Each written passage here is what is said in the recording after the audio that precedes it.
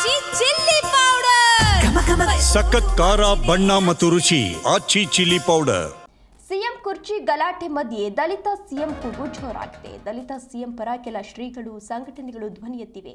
ಈ ಬಗ್ಗೆ ಮಾತನಾಡಿದ ಪರಮೇಶ್ವರ್ ಅವರು ಅದು ಅವರ ಅನಿಸಿಕೆ, ತಪ್ಪೆಂದು ಹೇಳಲ್ಲ ಎಂದಿದ್ದಾರೆ. ಅಲ್ಲದೆ ದ್ವೇಷ ಭಾಷಣ ಮಸೂದೆಗೆ ಬಿಜೆಪಿ ವಿರೋಧ ವಿಚಾರಕ್ಕೆ ಮಾತನಾಡಿದ ಅವರು ಯಾರನ್ನೂ ಗುರಿಯಾಗಿಸಿ ಸರ್ಕಾರ ಮಸೂದೆ ತಂದಿಲ್ಲ ಅಂತ ಸ್ಪಷ್ಟನೆಯನ್ನ ನೀಡಿದ್ದಾರೆ.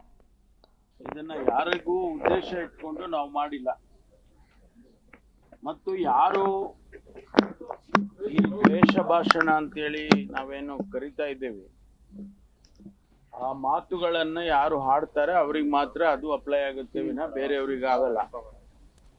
ನಾವು ಕಾನೂನು ಗೌರವ ಕೊಡಬೇಕು. ಸುಪ್ರೀಂ ಕೋರ್ಟ್ ಆದೇಶ ಮಾಡಿದೆ, ಇಂಥದ್ನೆಲ್ಲ ಹತ್ತಿಕ್ಬೇಕು. ನೀವು ಈ ರೀತಿ ದ್ವೇಷ ಭಾಷಣಗಳನ್ನ ಮಾಡೋದಕ್ಕೆ ಅವಕಾಶ ಮಾಡಬಾರ್ದು ಅಂತ ಸುಪ್ರೀಂ ಕೋರ್ಟು ಚೀಫ್ ಜಸ್ಟಿಸ್ ಅವರೇ ಆದೇಶ ಮಾಡಿದ್ದಾರೆ. ಅವರ ಅಭಿಪ್ರಾಯ, ಅವರ ಭಾವನೆ, ಅವರ ಅನಿಸಿಕೆ ಅದನ್ನ ಅವರು ಎಕ್ಸ್ಪ್ರೆಸ್ ಮಾಡಿದ್ದಾರೆ. ಅದರಲ್ಲಿ ತಪ್ಪು ಅಂತ ನಾನೇನು ಹೇಳಕ್ ಹೋಗೋದಿಲ್ಲ. ಅದರಲ್ಲಿ ಅವರ ಅನಿಸಿಕೆಗಳನ್ನ ನೀವು ಹೇಳಿದ ತಪ್ಪು ಅಂತ ನಾನೇ